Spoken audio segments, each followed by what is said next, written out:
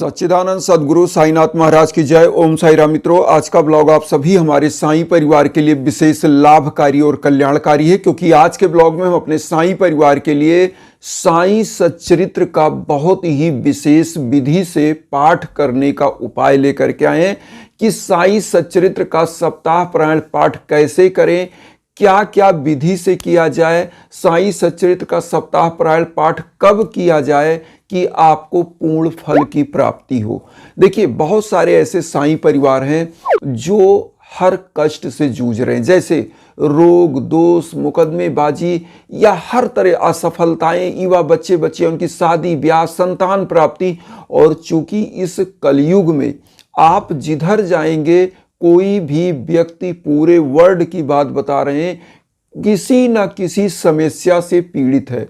और साईं जो है इस कलयुग के एक ऐसे सदगुरु हैं जिनके बताए सदमार्ग पर चलने से, उनकी लीलाओं का अध्ययन करने से आपके ऊपर उनकी कृपा बनती है। और एक चीज बता दें, आपके अंदर के मद अहंकार को भी भगवान दूर करते हैं, साईं गुरुदेव दूर करते हैं, और आपके जो लाइन लेंथ है उसको ऐसा बना देते हैं कि आपका मार्ग सुगम हो जाता है।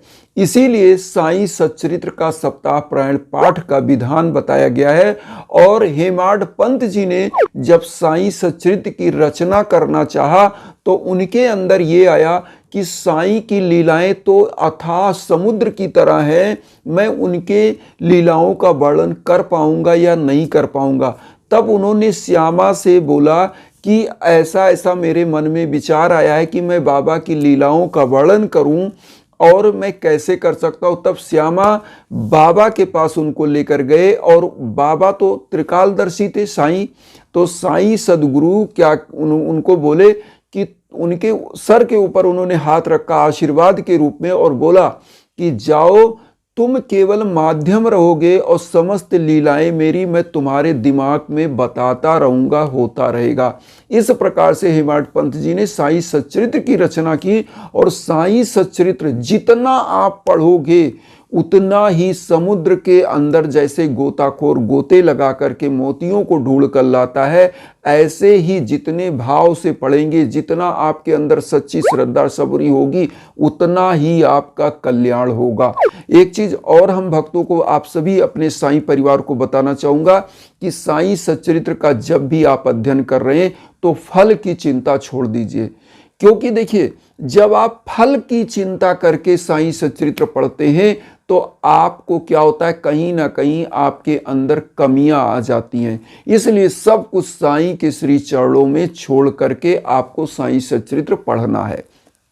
कैसे पढ़ना है, अब ध्यान दीजिए। साईं सच्चरित्र में जो किताबें हैं उसमें 51 चैप्टर है।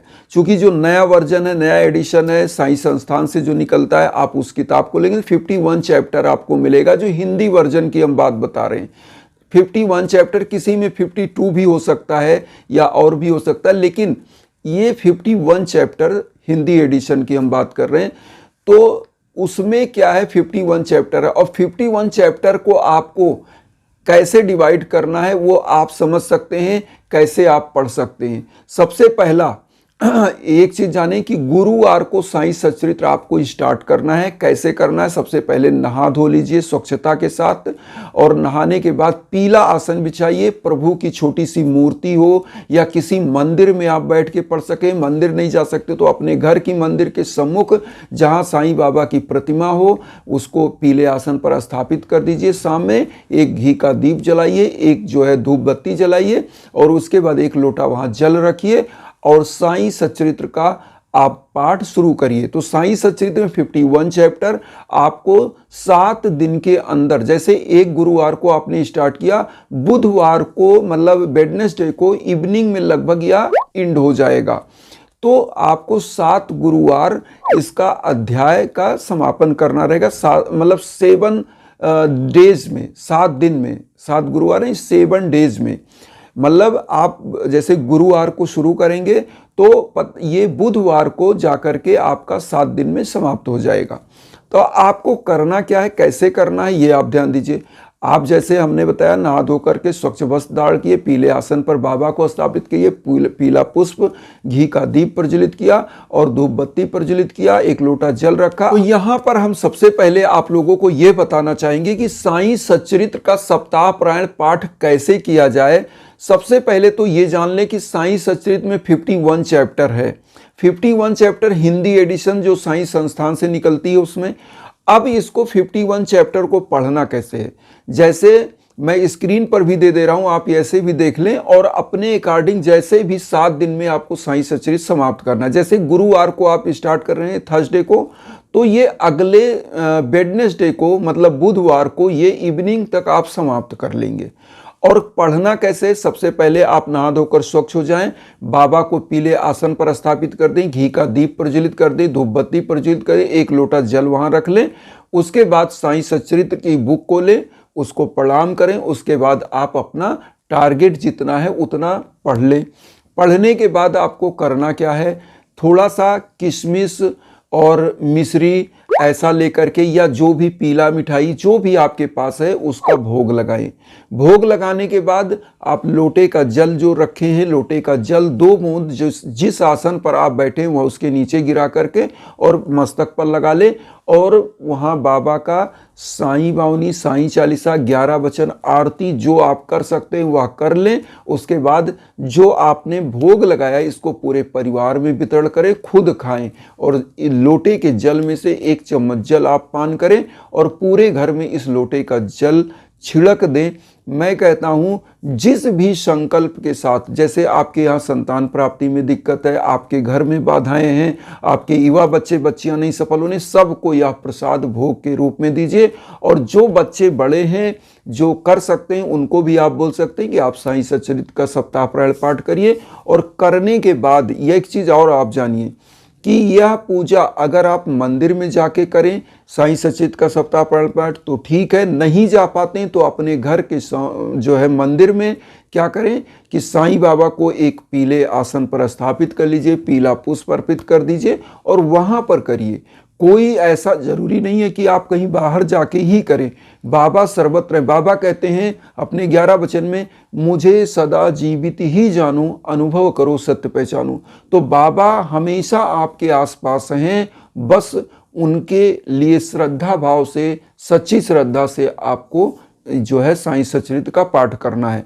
जब साईं सच्चरित्र का 7वां दिन आए, मतलब मान लीजिए थर्सडे को आप बैठे थे साईं सच्चरित्र स्टार्ट करके और 7वां दिन मतलब बुधवार को इवनिंग तक यह एंड हो जाएगा, तो आप क्या करें, अगले थर्सडे को पीले फल कुछ ले लें और किसी साईं मंदिर जो आपके नज़दीक हो, अगर वहाँ भी साईं मंदिर नहीं अवेलेबल है, नहीं है, तो अपने घर की मंदिर में कुछ जो है फल जो है चढ़ाइए और कुछ गरीबों में वितरण कर दीजिए। और पीला मिठाई, पीला जो कोई भी मिष्ठान हो उसको आप वितरण कर दीजिए।